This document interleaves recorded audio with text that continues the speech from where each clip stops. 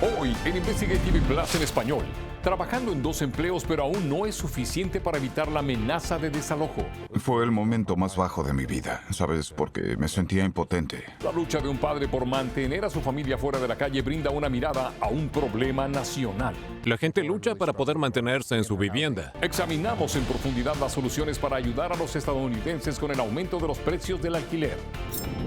Luego, el cuaderno de un abuelo lleno de observaciones diarias cuenta una historia que nunca pretendió.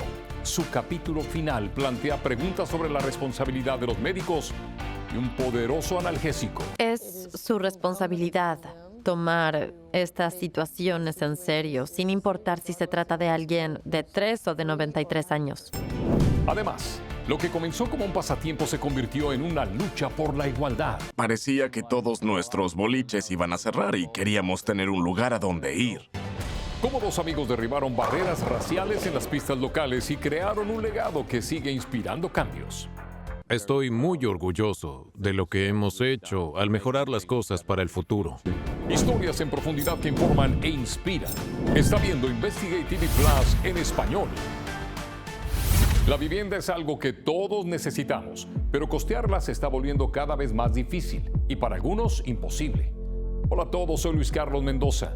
Los precios de los alquileres en todo el país están superando los ingresos de las personas. La investigación muestra que más de 1/3 de los inquilinos que trabajan a tiempo completo están agobiados por los costos de la vivienda. Esto porque, incluyendo el alquiler, aumentó durante la pandemia. La inflación y la falta de vivienda asequible contribuyeron al problema y, encima de todo, la gente no ha tenido mucho alivio, si ha tenido algo. La reportera Christine Crowley hace un análisis detallado sobre cómo los inquilinos en todo el país se están uniendo para generar cambios. No es un lugar horrible, pero tampoco es de lujo, es algo intermedio. Ronald Copes es un hombre orgulloso. Como padre, mi trabajo es asegurarme de que mi familia esté estable y bien cuidada. Nunca necesitó ayuda para hacer eso, hasta hace 2 años.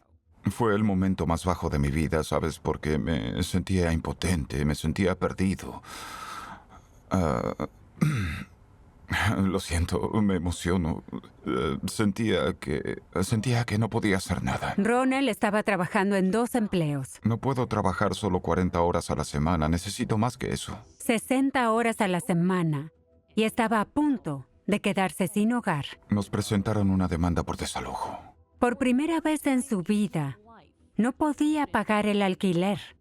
Las multas por retraso se acumulaban sobre su factura mensual de aproximadamente $1,100. Después de unos meses, debía miles de dólares. La gente lucha para poder mantenerse en su vivienda. Todd Jordan, de United Way de Kansas City, dice que su enfoque en la vivienda se intensificó desde la pandemia. Dice que el área tiene una escasez de 60,000 unidades de alquiler asequibles y la gente se está desesperando.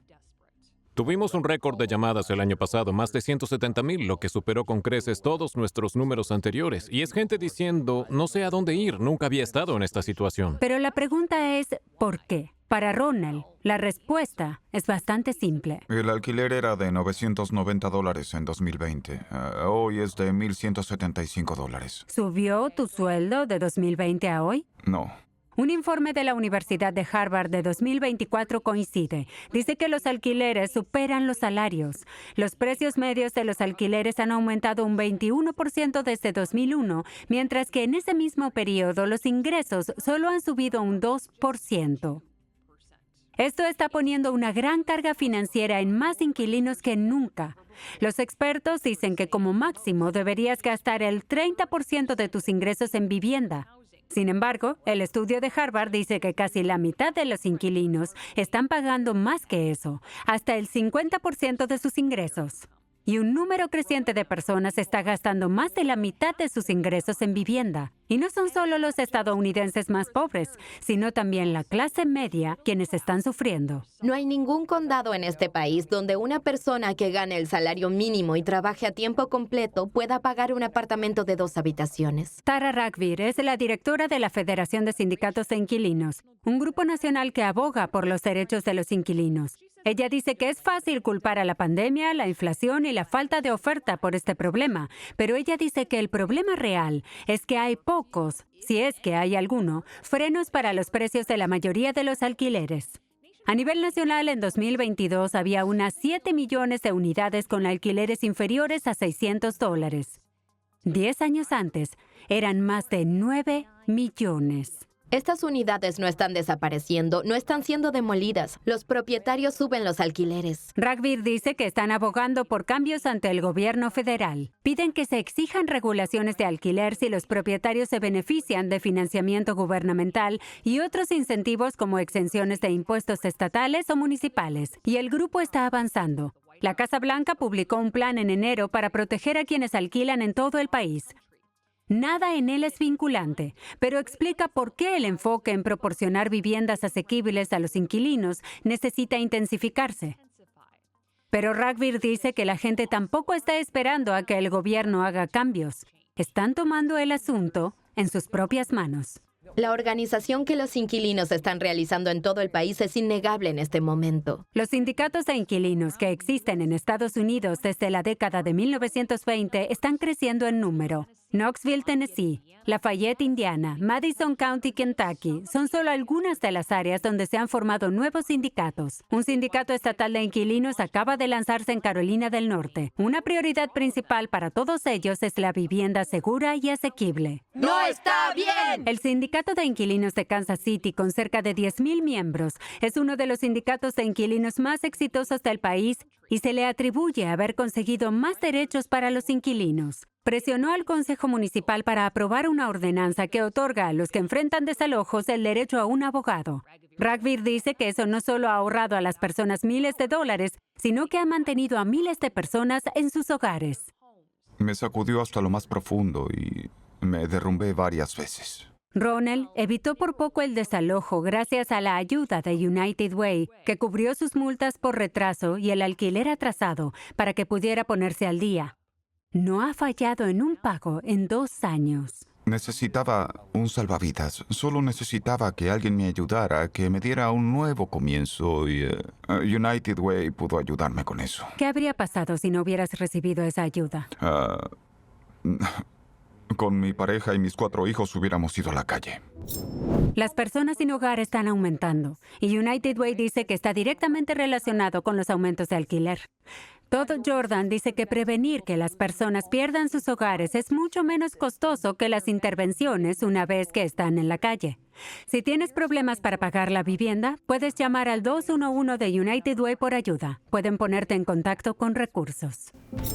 Mientras que Estados Unidos destaca en tratar condiciones serias en los niños, los expertos dicen que los padres pueden ayudar a prevenir problemas de salud antes de que ocurran. Desde el nacimiento hasta los 5 años es realmente el momento en que puedes hacer la diferencia y que dure toda la vida. A continuación, desglosaremos prácticas proactivas que pueden ayudar a la salud de su hijo. Pero primero, una familia dice que un error médico les costó la vida de su abuelo. Siento que nadie tiene derecho a quitarle la vida a otra persona. Investigamos reclamos contra un hospital de Georgia acusado de dar una sobredosis fatal a un paciente a su cargo. Puede ver Investigate TV Plus en español en cualquier momento en línea. Simplemente suscríbase a nuestro canal de YouTube. Encontrará historias y episodios completos.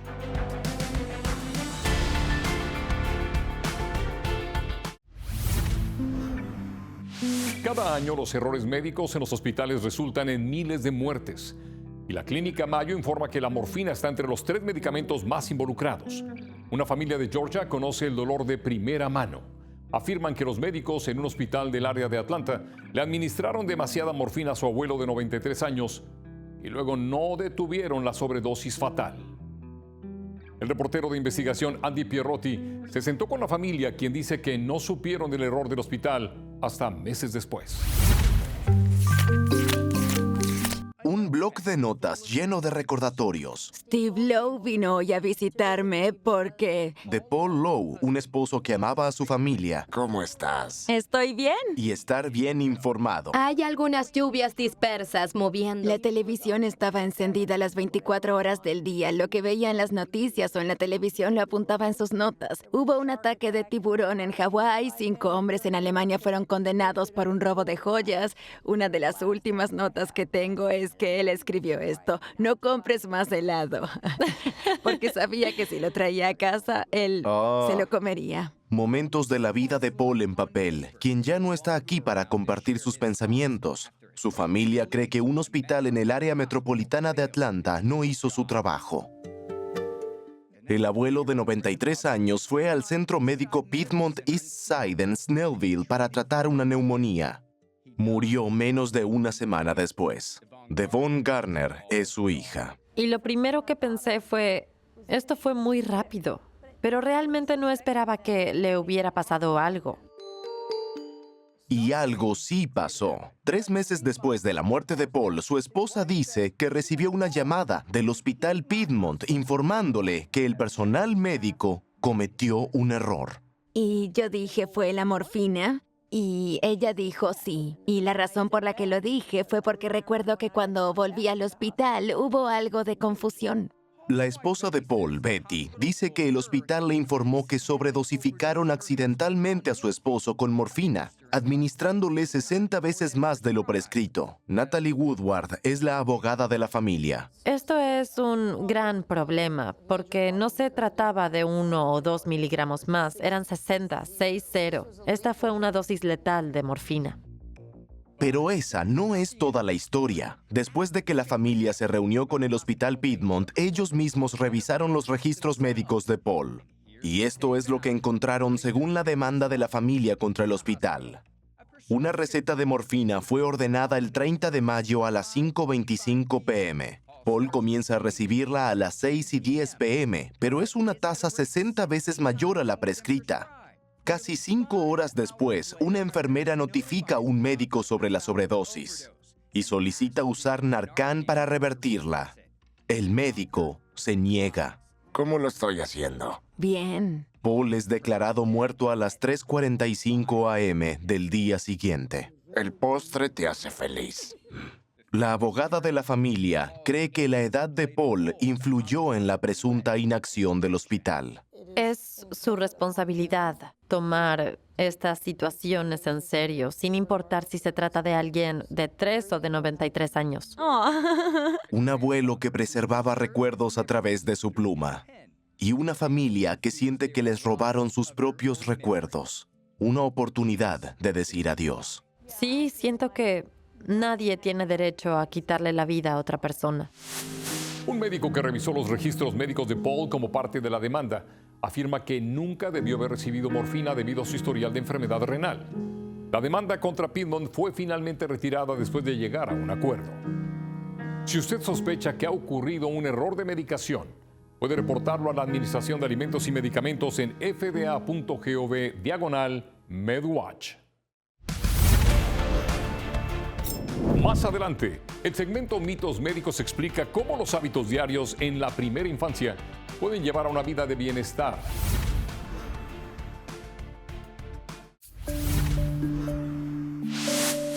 Ayudar a que sus hijos se sientan mejor cuando están enfermos es una prioridad para los padres, ya sea con medicina para el resfriado o una visita a la sala de emergencias. La clave es asegurarse de que tengan acceso a una buena atención médica.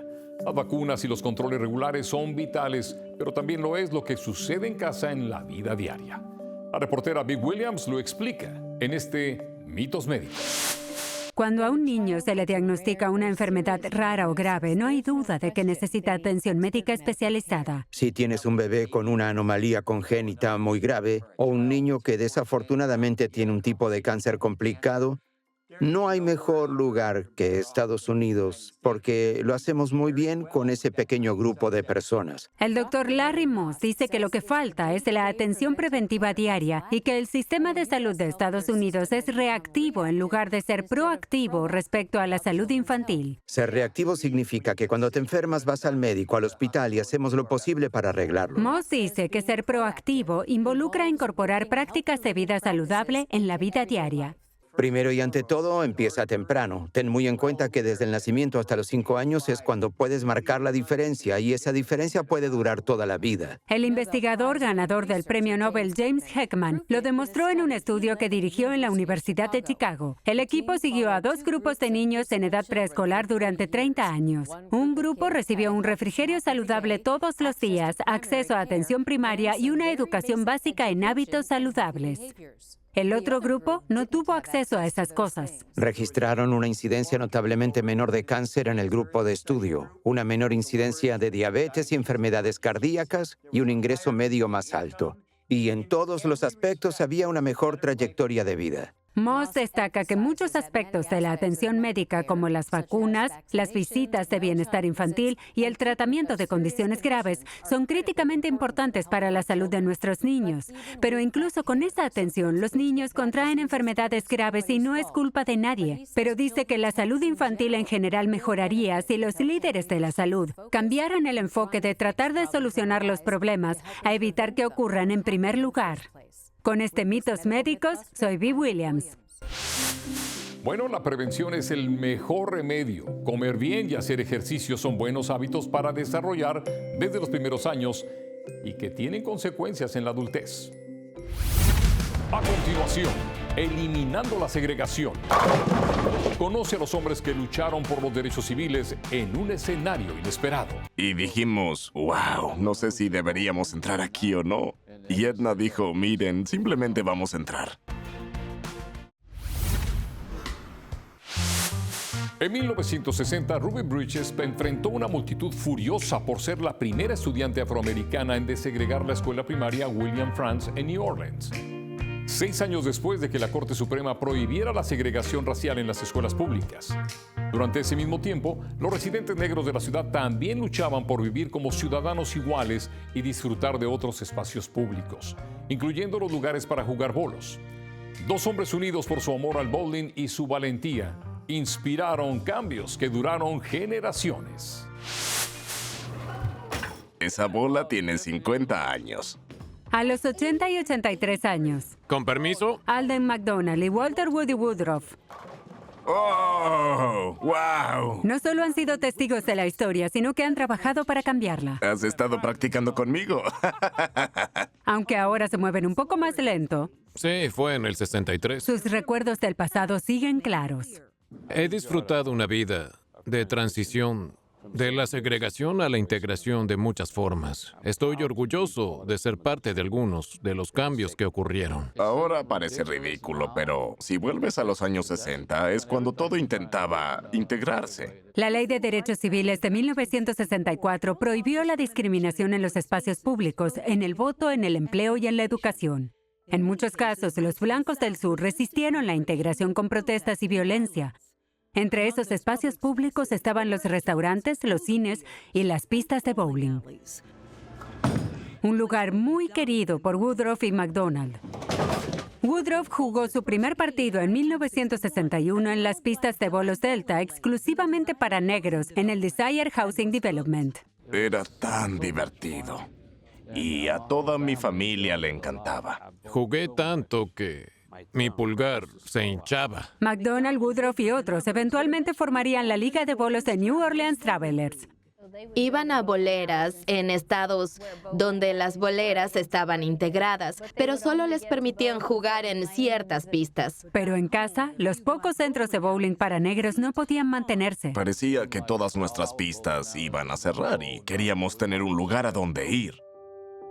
Eso significaba integrar las instalaciones locales, una hazaña que sería difícil y peligrosa. Éramos jóvenes y un poco imprudentes entonces, así que comenzamos a desafiar las cosas. Tenían a la policía estatal afuera, con perros en la puerta. Y dijimos, wow, no sé si deberíamos entrar aquí o no. Y Edna dijo, miren, simplemente vamos a entrar. Así que entramos, pedimos una pista y nos la negaron. ¿Tenías miedo de que los arrestaran? Sí, tenía un poco de miedo. Y todo solo para jugar bolos. Solo para poder jugar. Resulta que una visita de jugadores negros a un centro de bolos solo para blancos despertó el interés del FBI.